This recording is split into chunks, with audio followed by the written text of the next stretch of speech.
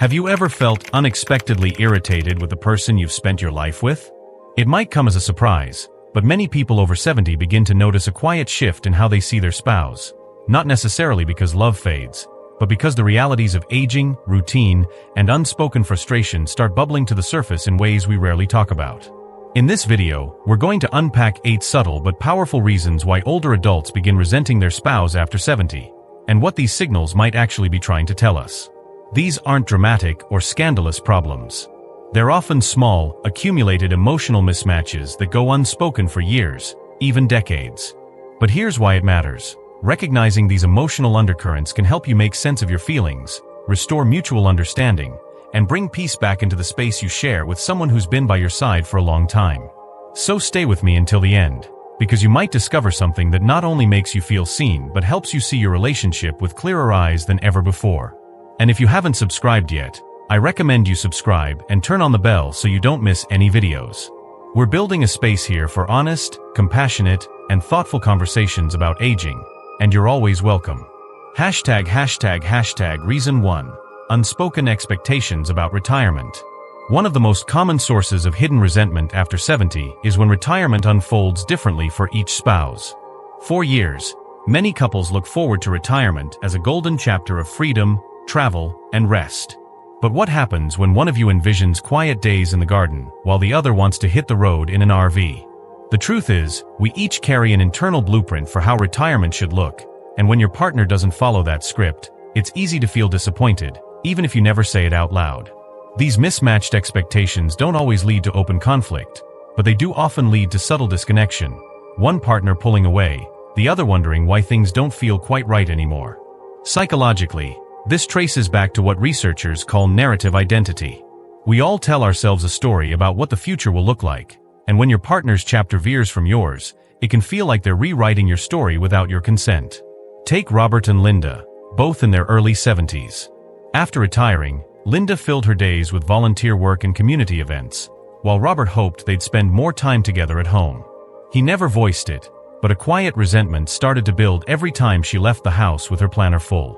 This kind of emotional drift doesn't mean your relationship is broken. It means it's asking for a new agreement, one built on the present, not old assumptions. Because after 70, resentment doesn't come from big betrayals. It often comes from the silence between two people with different visions for the same phase of life. Reason 2. Lack of emotional renewal. As we move into our later years, there's a quiet shift that often happens in long marriages. We stop renewing the emotional connection. In the early decades, there's always something new: kids to raise, jobs to juggle, houses to build. Life naturally keeps you engaged with each other, even in the chaos. But after 70, when things finally slow down, you might realize you haven't truly talked in years. Not about logistics or errands or medical appointments, but about dreams, fears, memories, what makes you feel alive. And when that emotional exchange disappears, the relationship can start to feel more like a routine than a bond. Psychologically, this is tied to something known as emotional drift, where people gradually stop sharing vulnerable thoughts and feelings, not because they don't care, but because they assume the other already knows. But the truth is, emotional intimacy doesn't age well on autopilot. Consider Susan and Gerald, both 76. After dinner one night, she asked him out of the blue, "What's one thing you're still curious about in life?" He sat there for a second, then smiled like someone who hadn't been asked a real question in a very long time. That moment reopened something between them. Resentment isn't always loud. Sometimes it grows quietly in the places where we stop being curious about each other. And after 70, the less we renew that emotional bridge, the more likely we are to stand on opposite ends, feeling alone beside the very person we once called home. If you're still watching this video and finding these insights valuable, please comment number 2 below to let me know you're here. And if you haven't subscribed yet, I recommend you subscribe and turn on the bell so you don't miss any videos. Your support helps us continue creating good content to inform and inspire you. Now, let's move forward. Reason 3. The weight of past disappointments. By the time you're in your 70s, the past isn't just behind you, it's sitting right beside you in every conversation, every silence, every memory that resurfaces when you least expect it. And in long-term marriages, one of the most common yet unspoken sources of resentment is this: Unhealed wounds from years ago that never truly got closure. Maybe it was a broken promise, a dream that got sacrificed, a season where one carried more than the other, and never really said anything, but never forgot. Psychologists refer to this as accumulated grievance. Over time, small unresolved hurts don't disappear, they calcify. And after 70, with more time and fewer distractions, those old feelings often find their way back to the surface. You might start to feel bitterness, not because something happened recently, but because something happened long ago and never really stopped echoing. Take Robert, 81, who once said, "It's not that I'm mad at her for what she did. It's that she never said sorry, and I never said I needed her to." That's the kind of quiet distance that builds over decades. The danger here is subtle. Instead of addressing the past, we learn to live around it. But that unspoken pain has a way of leaking into the present, through irritability, passive comments, or emotional withdrawal. And unless it's named, it becomes a silent third party in the relationship, sitting between two people who once promised to grow old together. So if you feel a heaviness that doesn't match the day-to-day, ask yourself, what part of the past might still be asking to be seen? Because without healing, the past doesn't stay in the past. It lingers, and it weighs down the love that's still trying to survive. Reason 4. Emotional needs start to shift. What many people don't realize is that emotional needs don't stay the same as we age.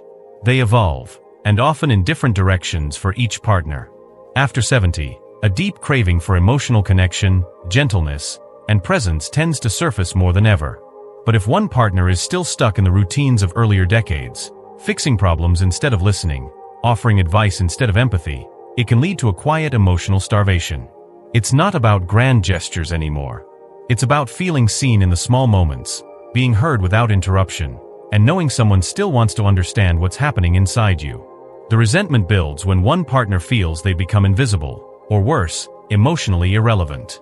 Mary, 77, once confided, "He still fixes the sink when it breaks, but he hasn't asked how I'm doing in years." Not really. That disconnect doesn't come from cruelty. Often, it comes from not realizing the rules of the emotional game have changed. What used to feel like love, providing, protecting, staying busy, now feels like avoidance or even distance. As needs become more internal, more nuanced, the failure to notice or respond to them starts to feel personal. And over time, that can build into a quiet resentment, not just for what the partner isn't doing, but for not even realizing what's missing. This is one of the most avoidable sources of resentment, yet one of the most common. And it starts with a simple yet rare act. How are you really doing lately? That one question, asked sincerely, can bridge a growing emotional gap. But when it's never asked, that gap only grows. If you're still watching this video and finding these insights valuable, please comment number 4 below to let me know you're here. And if you haven't subscribed yet, I recommend you subscribe and turn on the bell so you don't miss any videos. Your support helps us continue creating good content to inform and inspire you. Now, let's move forward. Reason 5. Differing coping styles with aging. As the body changes and health concerns increase, couples often find themselves responding to aging in completely opposite ways, and that contrast can create unexpected tension. Some people become more cautious, wanting to slow down, avoid risk, and preserve what they have. Others become restless, determined to squeeze every drop out of life while they still can. When one partner wants to take it easy and the other wants to travel, volunteer, or start new projects, what started as a lifestyle difference becomes an emotional battleground. It's not just about what each person wants to do with their time. It's about what each one is trying to avoid, or embrace, emotionally. A person who fears decline might retreat into the safety of routine, while the other, fearing regret, might fight for every moment of freedom or meaning. Without communication, each partner sees the other as unsupportive or even selfish, not realizing both are simply trying to make peace with the same difficult reality, just in very different ways. Frank, 82, spent a decade begging his wife to join him on simple road trips, but she resisted, saying she just didn't have the energy. He felt rejected, she felt pressured. Neither of them talked about what they were really afraid of. These coping styles, avoidance versus action, comfort versus challenge, aren't right or wrong. But when left unspoken, they silently fuel resentment. One partner sees the other as boring or uninspired. The other sees their spouse as reckless or unrealistic. And in the gap between those perceptions, love can slowly lose its warmth, replaced by criticism or distance. Couples who navigate this well do one thing others don't. They validate each other's fears and hopes, even when they don't share them. That alone can turn resentment into renewed respect. Reason 6. Financial control and unequal spending. After 70, money stops being just about survival. It becomes tied to identity, freedom, and dignity. And in many marriages, this is where quiet wars begin. One spouse may want to spend more freely, enjoy the savings, buy what they've earned, travel, give gifts to grandkids. But the other might worry about running out of money, about being a burden, or about living longer than expected with less than they need. What seems like generosity to one looks like recklessness to the other. What looks like financial wisdom to one feels like control or stinginess to the other. Resentment begins not just because of the money itself, but because of what it represents: autonomy, safety, even power. Carl, 78, shared that his wife would buy things for their adult children without discussing it. It made him feel disrespected. She, on the other hand, felt like he was treating her like a child when he questioned the expenses. These patterns often go unspoken for years. One person keeps quiet to keep the peace, while the other assumes everything's fine. But the pressure builds until a single receipt, a minor investment loss, or a disagreement over a gift to a relative turns into a full-blown argument. In some cases, this spills into passive-aggressive behavior, hiding purchases, keeping separate accounts, or guilt-tripping each other for every dollar spent. The key issue isn't the spending. It's the lack of agreement, and the silence around it. When there's no shared vision for how money supports life at this stage, resentment is almost inevitable. Couples who work through this sit down regularly, not just to talk numbers, but to share what financial choices mean to them, what they fear, what they value, what they hope for. If you're still watching this video and finding these insights valuable, please comment number 6 below to let me know you're here. And if you haven't subscribed yet, I recommend you subscribe and turn on the bell so you don't miss any videos. Your support helps us continue creating good content to inform and inspire you. Now, let's move forward. Reason 7. Emotional withdrawal and reduced intimacy. In the earlier years, a relationship might be filled with laughter, daily conversations, small touches, and knowing glances. But after 70, those habits often fade, not because love disappears, but because comfort takes over, and routine replaces curiosity. Emotional withdrawal happens gradually. One spouse stops sharing little stories from their day, the other stops asking. Evenings that used to be spent side by side become separate routines in separate rooms. There's no argument, no visible crisis, just a slow, subtle silence that grows thicker by the year. And with emotional distance, physical intimacy usually follows. Not just sex, but the tender things: holding hands, affectionate teasing, even eye contact. Some pull away out of fear of rejection, others because of body changes, health issues, or a belief that it doesn't matter anymore. But it does. Lack of intimacy sends an unspoken message: you're no longer worth the effort. And that message, repeated daily in small ways, builds resentment like sediment in a pipe, until connection feels impossible. Marjorie, 74, said she felt invisible to her husband after he retired. He was always present, always around, but no longer with me, she said. It's like living with a ghost who used to know me. Many couples assume that this is just how aging works. But it doesn't have to be. Emotional and physical closeness can shift, but they don't need to disappear. The most resilient couples continue learning about each other, surprising each other, and reaching for one another, even after decades. Not out of obligation, but because the heart still needs warmth, even more so when the world feels colder. Reason 8. Unresolved grievances that were never spoken. By the time a couple reaches their 70s, they've likely weathered decades of shared history, some of it joyful, some of it quietly painful. And often, the things that weren't spoken along the way, the disappointments, the unmet needs, the small betrayals, don't vanish. They settle like dust in the corners of the heart. What starts as not worth the fight, or I'll just let it go, becomes a slow, silent erosion of trust and affection over time. One person might begin to resent how decisions were made, how one gave more than they got, or how their dreams were shelved without ever being acknowledged. It's rarely about one big moment. It's the years of being dismissed in conversation, the vacations that never happened, the career that was sacrificed, the emotional support that wasn't offered when it mattered most. After 70, there's less tolerance for glossing over the past. The mind revisits old crossroads, and when those regrets resurface without having ever been named or healed, they can turn into quiet anger, not because the other person is cruel, but because the hurt was never allowed out into the light.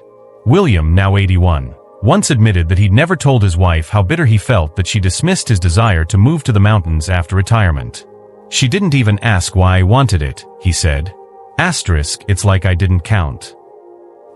What he buried as practicality in his 60s became bitterness in his 70s. That's the risk. Suppressed feelings don't dissolve with time. They ferment. And when they're stirred up in later years, they come with the sharpness of all the years they were ignored. But here's what's still possible: healing. With patience. With openness. With even a single honest conversation. Many couples begin again, not from scratch, but with a deeper understanding of what's long needed to be said. #### final thoughts.